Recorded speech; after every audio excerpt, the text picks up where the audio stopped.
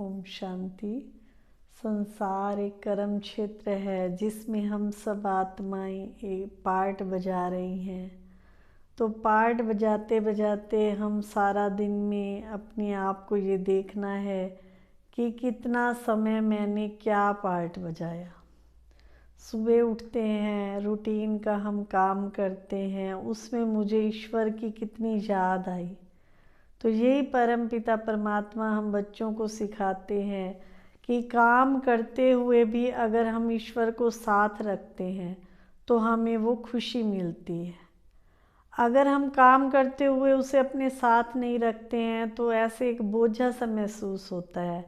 आप देखते होंगे, अगर आपने आज पूरा दिन अकेले गुजारा है, आपके साथ कोई नहीं है, तो आप कहते हो कि देखो आज तो मेरा पूरा दिन ना ऐसे बोर बोर गया है, खुशी नहीं मिली है। तो ऐसे हमारे साथ जब कोई होता है, हमारा कुछ सुनने वाला होता है, कोई दुख सुख बांटने वाला होता है, तो हमको एक हल्कापन सा महसूस होता है। अभी हम देखें कि हम जैसे अकेले कुछ कर रहे हैं तो हमको ऐसे लगेगा कि सारा काम मुझे ही करना पड़ता है, मैं ही करूं, तो उससे एक बोझा सा महसूस होता है। उस परम पिता परमात्मा को अगर हम अपना साथी समझते हैं, सहारा समझते हैं। मैं तो देखती हूँ जब मैं बाबा के गीत चला करके कार्य करती हूँ तो बहुत ही खुशी मिलती है। अगर आप बोर महसूस कर रहे हो तो कुछ अच्छे अच्छे भजन चला लीजिए। भजन चलते चलते आप अपना कार्य करोगे तो आपका समय भी सफल हो जाएगा और आपका कार्य भी हो जाएगा। तो ऐसे परमात्मा को हर समय अपना साथी समझे। जब हम उसको अपना साथी समझते हैं तो हमारे सारे दुख वो ले लेता है, हमें पता ही नहीं चलता है। पेपर आते हैं, जैसे आपने देखा होगा, जैसे बच्चों को पेपर देते हुए कई बच्चे तो ऐसे निश्चिंत होकर पेपर देते हैं, हाँ मुझे सब कुछ आता है, तो फटाफट एग्जामिनेशन में लिख देते हैं।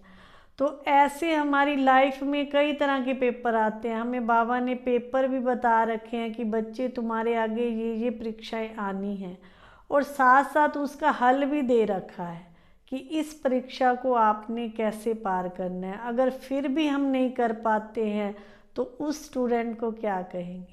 भगवान ने हमें बता दिया कि बच्चे आपके आगे ये पेपर आने हैं, और फिर भी हम उस पेपर को हम सही तरीके से नहीं कर पाते हैं तो उसको नालायक स्टूडेंट कहेंगे ना। तो ऐसे परमात्मा ने हमें लाइफ में कैसे जीना है, कैसे चलना है, वो सब सिखा दिया। पेपर कौन कौन से आने हैं वो भी बता दिया है। शरीर के भी पेपर आएंगे, कोई ना कोई बड़े से बड़ी बीमारियां भी आएंगी आपके आगे, और आपके मित्र संबंधी जिनसे आप बहुत प्यार करते हो, आपके बहुत क्लोज हैं, वो भी आपको परेशान कर सकते हैं, दुखी कर सकते हैं। और धन है, धन में भी आपको कोई घाटा आ सकता है। तो ऐसी अपनी अंदर की स्टेज हो जो हर परिस्थिति में हम एक समान रहे। वो कब होगा? वो दो बातें जब हम अपनाएंगे। एक तो परमात्मा को अपना साथी समझे कि सर्वशक्तिवान मेरे साथ कौन खड़ा है। ये पाठ जब हम पक्का कर लेते हैं कि मेरा साथी स्वयं भगवान है, मेरा कोई भी बाल भी बांका नहीं कर सकता है, तो आपको देखना कि इतनी खुशी मिलती है, इतना आनंद मिलता है कि वाह, जो सर्वशक्तिवान सारी सृष्टि का रचयिता है वो मेरा साथी है। इतनी बात सोचते ही मन में शक्ति आ जाती है। आपने देखा होगा महाभारत में कृष्ण और अर्जुन का सुनाते हैं कि अर्जुन ने कुछ नहीं मांगा था। क्या मांगा? कि मुझे तो बस एक भगवान का साथ चाहिए। और दुर्योधन ने जो है अक्षौणी सेना, धन संपत्ति सब मांग लिया था। तो जीत किसकी हुई? अर्जुन की हुई ना। क्यों? क्योंकि उनके साथ स्वयं भगवान खड़े थे। तो कोई भी परिस्थिति आती है, कुछ भी आती है, तन की आए, मन की आए, धन की आए, सब बोझ परमात्मा को अर्पण कर दो। रोज कहते तो आए भगवान को कि तन मन धन सब कुछ तेरा, तेरा तुझको अर्पण क्या लागे मेरा। लेकिन एक होता है कहना, कितना एक मैंने तन भगवान को दिया, कितना मन भगवान को दिया, और धन भी कितना दे रहा हूँ। करते तो कुछ में ही नहीं है, सिर्फ एक लाइन आरती में रोज गा देते हैं। लेकिन यहाँ तो परमात्मा कहते हैं आपको करके दिखाना है, तन भी लगाना है, मन भी लगाना है, धन भी लगाना है।